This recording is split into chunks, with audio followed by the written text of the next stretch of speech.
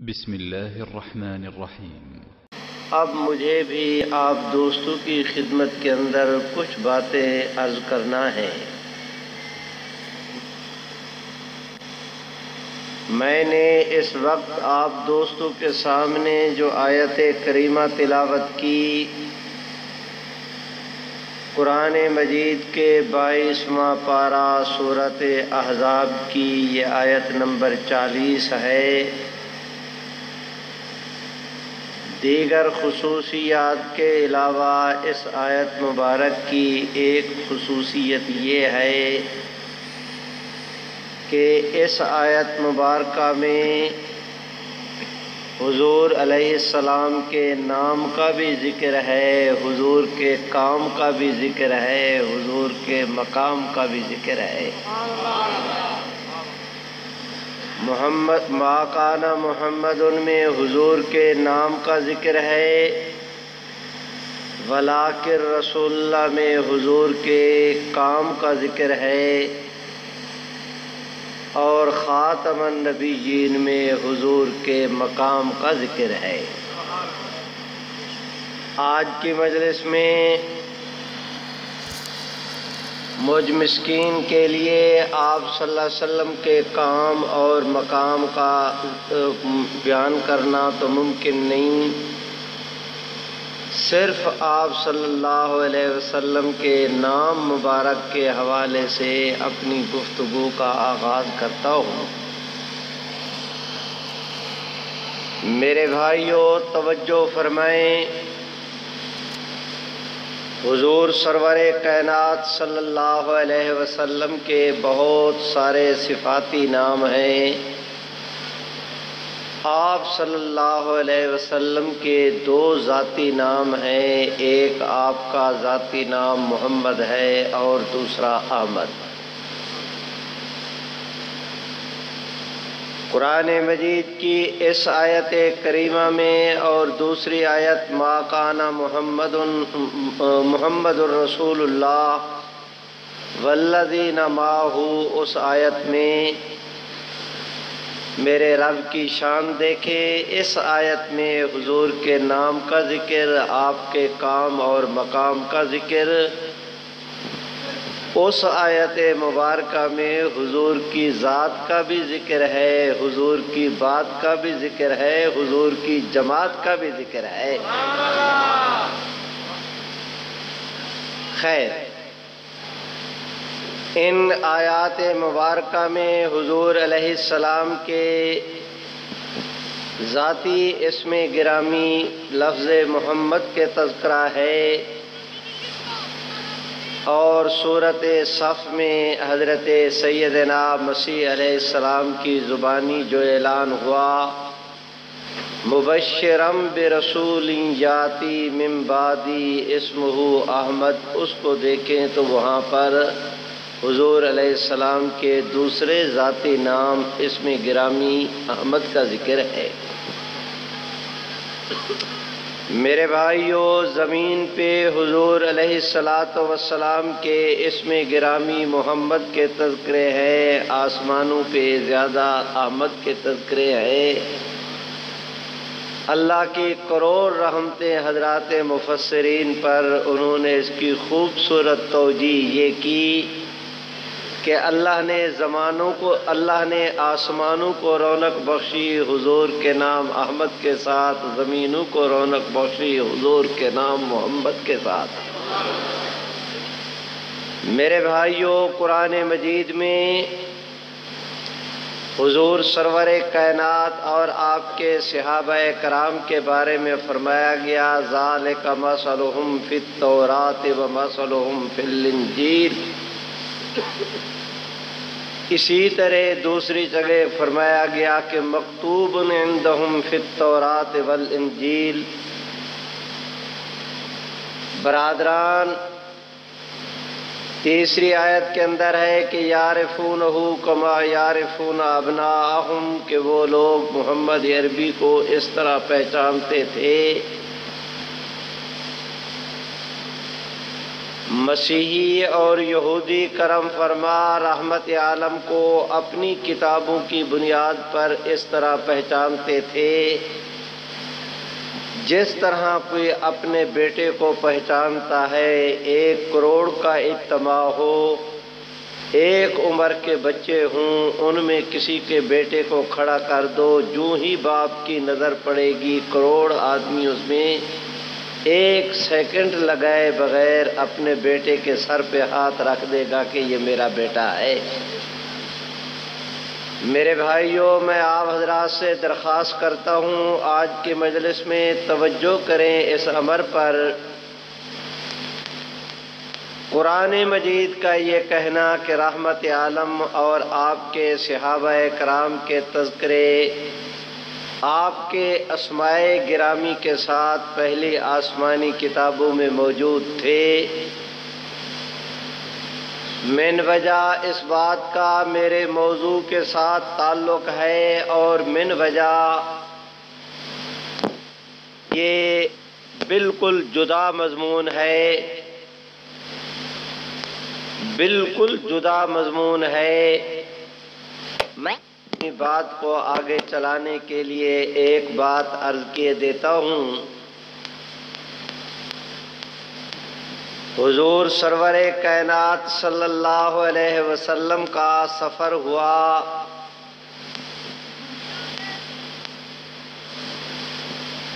جناب ابو طالب کے ساتھ راہب بحیرہ راہب نامی ایک یہود کا نامور متبحر عالم دین تھا۔ اس بندہ خدا نے مکہ مکرمہ سے شام کو، شام سے جو مکہ کو راستہ جاتا تھا اس پہ کٹیا بنا رکھی تھی۔ ادھر قافلہ پہنچا، ادھر وہ آیا، پورے قافلے میں اس نے نظر دوڑائی، حضور کی خدمت میں حاضر ہوا، ابھی حالانکہ آپ کی 9 عمری کا دور تھا۔ میرے بھائیوں، اس نے رحمت عالم صلی اللہ علیہ وسلم کو سر کے بالوں سے لے کر پاؤں کے ناخنوں تک، اور پھر پاؤں کے ناخنوں سے لے کر سر کے بالوں تک دیکھا، نظروں میں جانچا، تولا، پرکھا، اور پھر پوچھا کہ ان کے کفیل کون ہیں؟ ابو طالب نے عرض کی کہ میں۔ انہوں نے کہا کہ ان کا نام، انہوں نے نام بتایا، قوم وہ بتائی، ساری تفصیلات سننے کے بعد فرمایا کہ آپ صحیح بتائیں، آپ ان کے والد نہیں۔ چچا باپ کے منزلے میں ہوتا ہے، حضور علیہ السلام تو اس وقت تھے ہی ان کی کفالت میں، اگر انہوں نے اپنا بیٹا کہہ دیا تو یہ کوئی خلاف واقعہ بات نہیں تھی، ایک معروف عرفی بات انہوں نے کہہ دی۔ اب وہ راہب اصرار کرتا ہے کہ تم صحیح بتاؤ، تم ان کے باپ نہیں۔ وہ کہتے ہیں کہ میں ان کا باپ ہوں۔ وہ کہتے ہیں بالکل آپ غلط کہہ رہے ہیں، آپ ان کے باپ نہیں۔ جب تکرار اور اصرار جانبین سے بڑھا تو سمجھوتا اس بات پر ہوا، ابو طالب بات صحیح بتا دے، راز میں بتا دیتا ہوں کہ میں کیوں انکار کر رہا ہوں۔ ابو طالب نے کہا کہ آپ صحیح کہتے ہیں، یہ میرے برادر زادہ ہیں، میرے بھتیجا ہیں، ان کے والد گرامی کا ان کی پیدائش سے پہلے ہی وصال ہو گیا تھا، اور ان کا نام عبداللہ تھا۔ میرے بھائیوں، برسات کی طرح اس راہب کی آنکھوں سے آنسو کی جھڑی لگی اور وہ ابو طالب کو کہتا ہے الآن، اب ٹھیک آپ نے بات کہی، اب مجھ سے پوچھو کہ میں نے انکار کیوں کیا؟ ہماری کتابوں میں لکھا ہے کہ نبی آخر الزمان جب پیدا ہوں گے تو زمین و آسمان میں یہ تغیر آئیں گے، ماحول کے اندر یہ تغیر آئیں گے۔ میں اپنی کتابوں کو بھی پڑھتا تھا، ماحول کو بھی دیکھتا تھا۔ آج سے سال ہا سال پہلے مجھے یقین ہوا کہ نبی آخر الزمان کا پیدا ہو گئے ہیں۔ ہماری کتابوں میں بھی لکھا تھا کہ ایک وہ 9 عمری میں اس راستے سے سفر کریں گے۔ میں تو ان کی زیارت کے لیے یہاں پہ ڈیرا لگا کے بیٹھ گیا تھا۔ ہماری کتابوں میں لکھا ہے کہ جس وقت وہ پیدا ہوں گے، یتیم ہوں گے، آپ نے کہا کہ میں ان کا باپ ہوں۔ میں اپنی کتابوں کو بھی دیکھتا تھا، آپ کی بات کو بھی دیکھتا تھا۔ بار بار کے مطالعہ کے بعد میرے دل نے گواہی دی کہ ساری علامتیں سچی پوری ہو گئیں۔ تو اس میں آپ صحیح نہیں کہہ رہے، ہماری کتابیں صحیح ہیں، تمہارا بیان صحیح نہیں، اس لیے میں اصرار کر رہا تھا کہ صحیح بتاؤ۔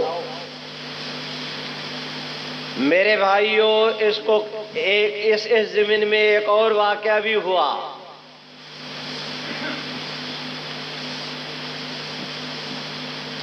آج شام کو آپ سب قافلے والوں کی دعوت، سارے حضرات گئے۔ اب سامان کے پاس بھی تو کسی کو نگران کے طور پر بٹھانا ہے، خالی سامان کو چھوڑ کر وہاں چلے جائیں، کچھ بھی ہو سکتا ہے۔ قافلے میں 9 عمر حضور علیہ السلام کی ذات اقدس تھی۔ سب نے کہا کہ آپ قافلے کے پاس بیٹھے سامان کی نگرانی کریں، ہم جا رہے ہیں۔ دسترخوان لگا، سارے مہمان بیٹھے، یہ میزبان آیا، نظر دوڑائی، پوچھا وہ جوان کون ہیں؟ میزبان نے کہا وہ جوان کہاں ہیں؟ انہوں نے کہا انہی تو سامان کے پاس چھوڑ کر آئے۔ میزبان نے کہا شریفو، ہر سال سے تمہارا ادھر سے قافلہ جاتا بھی ہے آتا بھی ہے، میں نے تم سے کبھی پانی کا بھی نہیں پوچھا تھا۔ اب جو میں تمہارے بارے نیارے ہو رہا ہوں وہ تمہاری وجہ سے نہیں، ان کے صدقے میں تمہاری دعوت کی ہے۔ جن کے صدقے میں دعوت کی ان کو تو تم چھوڑ کے آئے، جن کے صدقے میں دعوت کی ان کو تو چھوڑ کے آئے۔ طفیلی آ گئے، اصل نہیں آئے، ایسے نہیں چلے گا۔ تم میں سے کوئی آدمی سامان کی نگرانی کے لیے چلا جائے، آپ تشریف لے آئے، کھانا تب لگے گا کہ جب چیف گیسٹ آئے گا۔ میرے بھائیوں، اس موقع پر جو عرب کے سردار ساتھ تھے انہوں نے ابو طالب کو مبارکیں دے کے کہا ابو طالب، تیرا مقدروں والا ایسا بھتیجا ہے کہ آج انہی کے صدقے ہمیں روٹی مل رہی ہے۔ اس پر ابو طالب نے شعر کہے جس کا مفہوم یہ ہے کہ تم یہ بات کرتے ہو کہ آج ان کے صدقے میں ہمیں روٹی مل رہی ہے، کل ایک وقت آئے گا کہ ان کے چہرے کے صدقے میں خدا بارشیں دے کے دنیا کو آباد کرے گا۔ میرے بھائیوں، اس کو کہتے ہیں ذالک مکتوب عندہم فی التوراۃ والانجیل۔ اب میں درخواست کرتا ہوں ہمارے دارالعلوم دیوبند کے محتمم بانی رہنما، محتمم نہیں بانی رہنما، حضرت مولانا محمد قاسم نانوتوی کی ایک کتاب ہے، اس کا نام ہے اجوبہ اربعین۔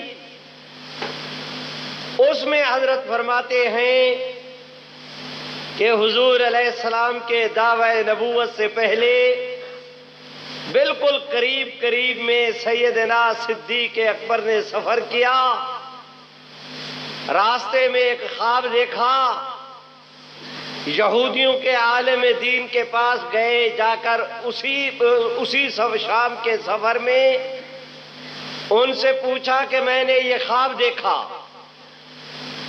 اس کی تعبیر، انصاف کا تقاضا یہ ہے کہ خواب سننے کے بعد تعبیر بتانی چاہیے تھی، لیکن تعبیر بتانے کی بجائے وہ لگا پوچھنے حضرت ابو بکر سے کہ آپ کا نام، انہوں نے بتایا، تمہارے والد کا نام، انہوں نے بتایا، قوم بتایا، کہاں سے آئے بتایا، کیوں آئے بتایا۔ یہ سننے کے بعد اس راہب نے حضرت ابو بکر سے کہا کہ ایک دفعہ کھڑے ہو جائے، سر سے لے کر پاؤں تک، پاؤں سے لے کر سر تک ابو بکر کا بھی مطالعہ کرتا ہے، اپنی کتاب کو بھی تلاوت کرتا ہے۔ دیکھنے کے بعد فرمایا بیٹھ جائیں۔ پہلے مسلسل زار و قطار رویا، پر رونے کا حق ادا کیا، اتنا رویا چیخیں نکل گئیں۔ اس کے بعد فرمایا ابو بکر تمہارے خواب کی تعبیر یہ ہے کہ نبی آخر الزمان اب اعلان نبوت کرنے ظاہر ہونے والے ہیں، اعلان کرنے والے ہیں۔ جب وہ نبوت کا اعلان کریں گے آپ سب سے پہلے ان پر ایمان لائیں گے، جب تک وہ زندہ رہیں گے آپ ان کے وزیر ہوں گے، جب انتقال ہوگا آپ ان کے خلیفہ بنائے جائیں گے۔ قرآن نے اس کو کہا ذالک مثلہم فی التوراۃ ومثلہم فی الانجیل۔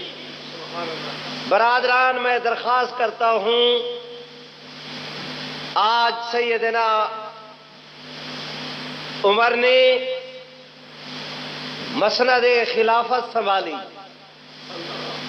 4 دن نہیں گزرے ایک آدمی آیا، اس نے جیب میں ہاتھ ڈالا، رکا نکالا، فاروق اعظم کو پکڑایا، اس پہ نظر پڑی تو فاروق اعظم نے پڑھا، پڑھنے کے ساتھ ہی رونا شروع کیا۔ جتنے موجود حاضرین تھے سارے پریشان کہ ہوا کیا۔ اب اس آدمی کی طرف دیکھتے ہیں تو اسے نہ جانتے ہیں نہ پہچانتے ہیں، وہ اجنبی باہر کا آدمی مسافر ہے۔ رکے میں کیا لکھا تھا، فاروق اعظم کیوں رو رہے ہیں، سبھی کے لیے معمہ۔ حضرت سیدنا فاروق اعظم نے تھوڑی دیر کے بعد جب کچھ طبیعت سنبھلی تو فرمایا میاں حضور کے اعلان نبوت سے پہلے میں ایک دفعہ اسی علاقے میں سفر کر کے گیا تھا، ابھی نہ آپ نے اعلان نبوت کیا تھا، نہ میں نے آپ کی بیعت کی، نہ صحابیت کا شرف پایا، یہ اس سے پہلے کی بات ہے۔ میری جوانی کا دور، میں ایک کنیسے کے اندر گیا، اس زمانے میں جتنی عبادت گاہیں ہوتی تھیں، مسافروں کے رہنے کے لیے بھی وہاں حجرے بنا دیے جاتے تھے، چھوٹے چھوٹے آبادیاں ہوتی تھی، آدمی ہے لمبا سفر، درمیان میں شہر کوئی نہیں، چلو یہاں رات گزار لیں گے۔ وہ میزبانی بھی کرتے تھے، رات گزاری کے لیے بستر بھی دیتے تھے، سواری کو دانا پانی بھی ڈالتے تھے۔ فرماتے ہیں میں دوپہر کے وقت پہنچا، میں نے اس آدمی سے، اس عبادت گاہ کے متولی سے کہا کہ مجھے یہاں پر رہنا ہے۔ اس نے دیکھا ایک کدال پڑی تھی، وہ اٹھائی میرے سامنے رکھی، کہتے ہیں زمین کی کھدائی کرو، میں واپس آتا ہوں، میرے آنے تک اتنا ایریا اگر آپ نے کھود کے تیار نہ کیا تو تمہاری گردن اڑا دوں گا۔ حضرت فاروق اعظم فرماتے ہیں وہ تالا لگا کے چلا گیا، کدال میرے پاس، گرمی کا موسم، خدا بندہ کروں کیا؟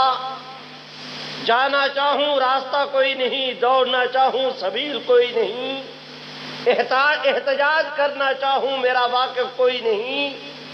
اس ظالم کے پاس میں آیا تھا کہ آرام کے لیے جگہ ملے گی، کھانے پانی کو سامان ملے گا، لیکن یہ تو مجھے قتل کی دھمکی دے کر چلا گیا۔ فرماتے ہیں کہ میں نے بھی سوچ لیا کہ بہت اچھا، اگر اسے اپنی یہاں کی رہائشی ہونے پر ناز ہے تو میں بھی طاقت میں اس سے کم نہیں۔ کہتے ہیں میں بڑے آرام اطمینان کے ساتھ دیوار کے سائے کے ساتھ لگ کے بیٹھ گیا، خوب سستایا۔ اب وقت گزرنے پر وہ آیا، بڑے غصے سے دیکھا کہ اس بندہ خدا نے تو کدال کو ہاتھ بھی نہیں لگایا، جگہ کھودنے کا ذرا تو سوال ہی نہیں۔ اس نے تلوار نکالی، فرماتے ہیں اس کے وار کرنے سے پہلے میں نے ماری تلوار، اس کا سر اتار دیا، اپنی سواری لی، یہ جا وہ جا۔ میں کافی منزل دور سفر کر کے گیا، ایک اور عبادت گاہ تھی، وہاں پر میں جا کر اس متولی کو ملا۔ اس آدمی نے مجھے دیکھا، سب سے پہلے مہمان خانہ کھولا، بسترا سیٹ کیا، مجھے بٹھایا، میری جوتی سیدھی کی، میری سواری کو باندھا، اسے پانی پلایا، دانا ڈالا، میرے پاس آیا، کھانا کھلایا۔ میں لیٹ گیا، وہ ساری رات میرے اوپر پنکھا کرتا رہا۔ صبح ہوئی، میں نے سفر کا ارادہ کیا۔ اس نے مجھ سے درخواست کی کہ حضرت آپ مجھے لکھ کر دے دے کہ یہ جو اس عبادت گاہ کے قرب و جوار کی زمینیں ہیں، میرے خاندان کی، ان سب کا ٹیکس معاف۔ میرے بھائیوں، میں آپ حضرات سے درخواست کرتا ہوں۔ حضرت فاروق اعظم فرماتے ہیں کہ میں اس وقت سمجھا کہ یہ بیچارہ جھلا آدمی ہے، یہ مجھے تحصیلدار سمجھتا ہے، میں تو ایک عام آدمی ہوں، میں نے کیا ٹیکس معاف کرنے ہیں۔ لیکن جب اس کا اصرار بڑھا تو میں نے رکا لکھ کر دے دیا تھا، آج وہی رکا یہ لے کر میرے پاس آیا ہے۔ میرے بھائیوں، اس آدمی نے یہ پہچان لیا، سبحان اللہ تو کہو۔ حضرت عمر کے چہرے سے، مہرے سے، قد کاٹ محاذرے سے اس نے یہ اندازہ لگا لیا کہ یہ نبی آخر الزمان کے دوسرے خلیفہ ہے۔ ایک وقت آئے گا کہ ان کے وقت میں یہ ہمارا علاقہ فتح ہوگا، ان کو اللہ تعالیٰ اختیار دیں گے، جس کو جو چاہے معاف کرے، جو چاہے عطا کرے۔ تو پیشگی اس نے یہ انتظام کیا۔ قرآن مجید اس کو کہتا ہے ذالک مثلہم فی التوراۃ ومثلہم فی الانجیل۔ میرے بھائیوں، میں آپ حضرات سے درخواست کرتا ہوں، آپ دوست ذرا توجہ کریں اس امر پر۔ حضور سرور کائنات کا تذکرہ آپ کا، صرف آپ کا تذکرہ نہیں، آپ کی جماعت کا تذکرہ، حضور کی ذات کا بھی، حضور کی جماعت کا بھی تذکرہ اللہ نے پہلی آسمانی کتابوں میں بھی کیا، قرآن مجید کے اندر بھی کیا۔ اب میں درخواست کرتا ہوں حضور، آپ لوگوں کے پاکستان میں آج سے 10-15 دن پہلے کے پاکستانی اخبارات میں یہ خبر چھپی ہے۔ باہر کی دنیا کا مزاج یہ ہے کہ وہ سروے کرتے رہتے ہیں کہ پوری دنیا کے اندر کل آبادی کتنی ہے، مسلمان کتنے ہیں، کافر کتنے، ہندو کتنے، یہودی کتنے۔ ڈاکٹر کتنے، انجینئر کتنے، سائنسدان کتنے، حافظ کتنے، نابینے کتنے، لولے کتنے، لنگڑے کتنے، وہ اعداد و شمار جمع کرتے رہتے ہیں۔ اس دفعہ انہوں نے سروے کیا اس امر پر کہ مشرق سے لے کر مغرب تک آج اس وقت روئے زمین پر سب سے زیادہ پسندیدہ نام کون سا ہے، جو کثرت کے ساتھ جو نام رکھا جاتا ہو۔ پوری دنیا کا سروے کرنے کے بعد انہوں نے کہا دنیا میں نام محمد ایسا ہے جو سب سے زیادہ رکھا جاتا ہے۔ میرے بھائیوں، میں درخواست کرتا ہوں آپ دوستوں کی خدمت میں ذرا توجہ کریں مجھ مسکین کے ساتھ۔ میں انشاءاللہ بہت ہی مختصر گفتگو کروں گا، آپ اندازہ ہی نہیں کر سکتے کہ کتنی جلدی میں نے اپنی گفتگو کو سمیٹنا ہے۔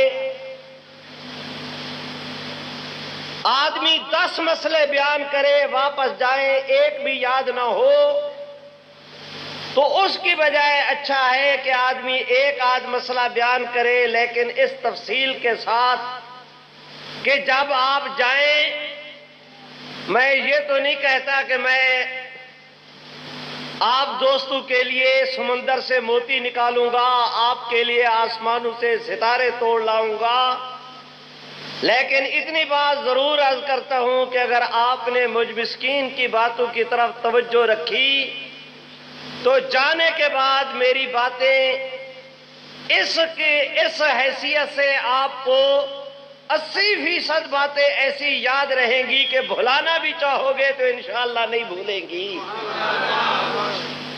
میرے بھائیوں، میں درخواست کرتا ہوں آپ دوستوں کی خدمت میں، اس صوفی کو کون سمجھائے؟ کیا دیکھتے ہو؟ جانا ہے تو جائیں میاں، وقت کیوں ضائع کرتے ہو؟ آپ حضرات کی رائے یہ ہوتی ہے کہ یہ مولوی صاحبان ٹیپ ریکارڈ ہے، چلو بٹن دبا دیا تو مشین چلتی رہے گی۔ شریفوں، میں تو تمہارے چہرے پڑھ کر گفتگو کرتا ہوں۔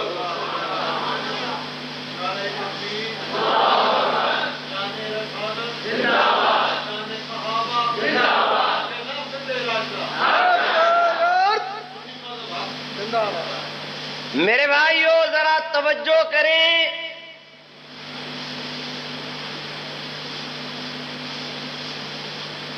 شیعہ حضرات کے ہاں 4 کتابیں ایسی ہیں جن کو وہ صحاح اربع کہتے ہیں۔ اہل سنت کے ہاں 6 کتابیں ایسی ہیں جنہیں ہم صحاح ستہ کہتے ہیں۔ یہ جو ہماری صحاح ستہ ہیں، ان میں سب سے زیادہ معتبر اصح الکتب بعد کتاب اللہ بخاری شریف کو ہم کہتے ہیں۔ دنیا یہ بات جانتی بھی ہے اور مانتی بھی ہے کہ بخاری کے جامع کا نام محمد تھا۔